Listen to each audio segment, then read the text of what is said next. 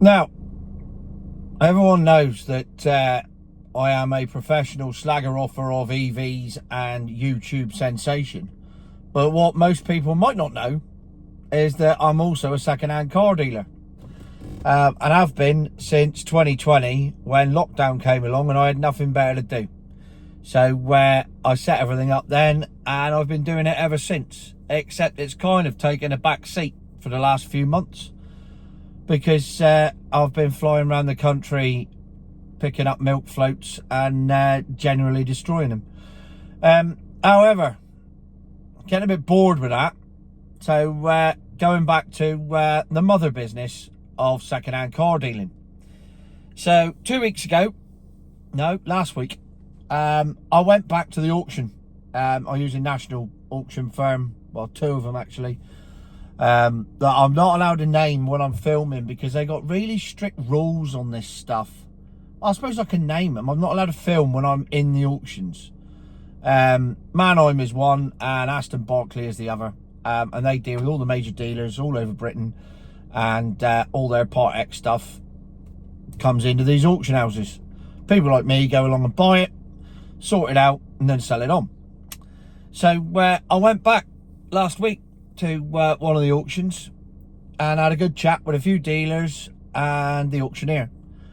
And it was fascinating to hear that they can't get stock.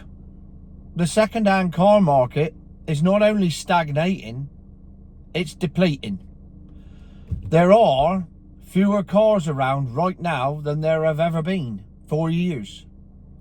So I checked it out, and auctions that would normally have 250, 300 cars a day going through, I've got 120, 130 cars. And an offshoot of that is that prices are now completely all over the shop again, which was why I stopped a couple of years ago, because you just didn't know from 1 week to the next what was going to happen at an auction. I'll give you an example. A Fiesta, Ford Fiesta, 1.4 diesel, 5-door, 11 plate. You used to be able to pick these up for about £1,000 plus fees, and then you bang them out for £3,000 and everything's lovely. There you go, industry secret. Not much of a secret, because that's how the world works. And then all of a sudden they started going through auction for 2.5 plus fees on top. So they were going through the auction for virtually what they were being sold for 2 months previous. And it was the same across the board. And I thought, well, this is very, very odd. And it was the same thing back then. It's a lack of stock. And it pushes up the prices, because I don't have a forecourt. Doesn't matter to me. But the people that do have forecourts have got to fill them. And to fill them, they need stock. And to get stock, they got to go to the auction. And to go to the auction, they got to buy stuff. So they will always pay slightly more if they have to, because they need to fill their forecourts. So that is how the perpetual motion thing carries on. Except, here's the issue. Everything slides down, much like the housing market, everything slides down. So if people are buying new cars, people are trading in second-hand cars. Those second-hand cars then go into the marketplace, and then people with slightly cheaper second-hand cars, they go and buy a newer car, and that second-hand car. So you start off with a 50 grand car, and then somebody trades in their 30 grand car against it, and then someone trades in a 15 grand car against a 30 grand car, someone trades in a 10 grand car against a 15 grand car. So till you get right down to the bottom where somebody's trading in a £250 scrap money, we buy any car valuation type thing against a £1,000 car. And that way, the circle of life keeps going. And here we have the problem. Because at the top, as I said the other day, when you've got 7 out of 10 cars being leased, that only leaves 3 out of 10 cars being bought. So instantly, 70% of your part exchange market is gone overnight. Disappeared, doesn't exist. Because the lease market isn't a part exchange market. They end up in auction. So you still get the stock going through the auction, but you're not getting the part exchange market because they're just trading up for a new one. And that's going round in a circle. Then those lease ones end up in auction and they go up for sale. And here's where the problem lies. Milk floats. The milk float market is ruining the second-hand car market because dealers aren't taking anything in part exchange, milk float wise. They won't touch your electric. They go through auction and it's like tumbleweed. I wish I could film it. You've got blokes that are there bidding on everything. And you've always got 5 or 6 dealers that are filling up their stock, and they will be there bidding on everything, and there'll be people online bidding, and it'll go, you got a 10 grand car, you'll open it at 8, and it'll go 8, 8, 1, 2, 3, 4, 5, 6, 7, 8, 9, 10, 11, and so it goes up until it gets to a level where somebody says that's it, I'm the only one that's going to have this now. And the issue is, you pull a Nissan Leaf into an auction, and the tumbleweed follows it through, and everyone looks at their shoes or laughs, and even the auctioneers are stood there shrugging their shoulders going, well, how am I going to sell this? Well, the straightforward answer is you ain't, mate, because nobody wants that on their forecourt because they know it's crap, so they won't buy it. And it's that simple.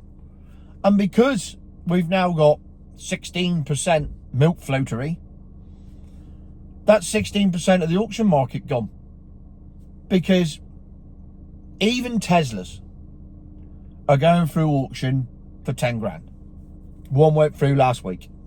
So they're even depreciating because you're taking a gamble. If you're a second-hand car dealer and you have that Tesla and you take it home and you put it on your forecourt and something goes wrong with it, you're screwed. Because if it needs new batteries, that's 6 grand.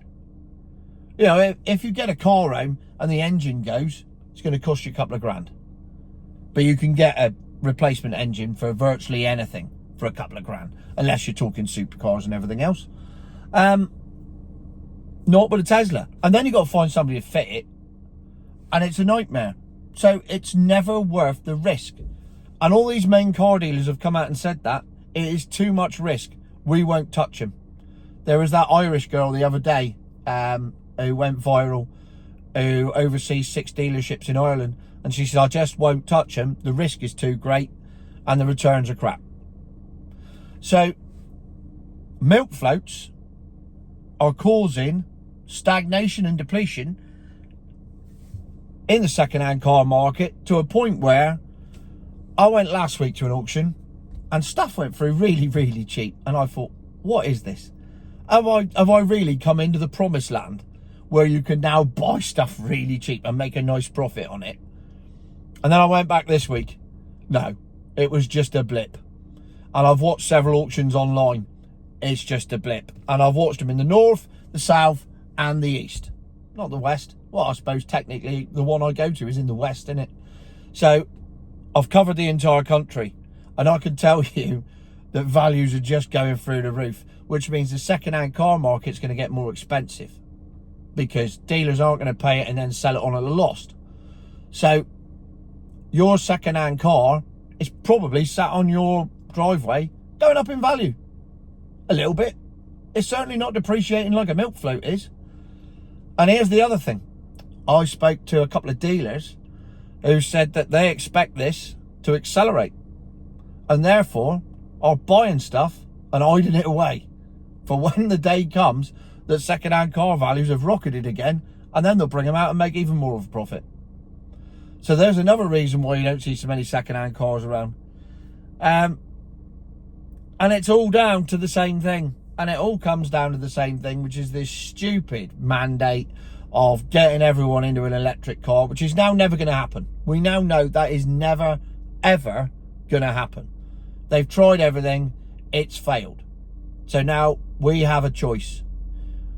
We either have a motor industry that's allowed to develop as it wants to develop, or we have the Stasi who say, no, you will drive an electric car or nothing, and we all end up without a car. Those are the options now. There's no other way forward. And the way the world is at the moment, I'm banking on the second option. So if I were you, I'd get out in your second-hand car and drive it while you still can. before they tax you to the hill. Incidentally, I'm going to Birmingham tomorrow to watch cricket. I've just had to pay £16 to take my low emission diesel car, which costs £30 a year road tax because it's such low emissions. But I've had to pay £8 a day to drive that into Birmingham city centre because it's a clean air zone. More of that tomorrow, of course.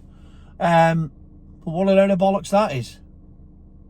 So there you have it. The second-hand car market is on its arse because of milk floats. Future my arse.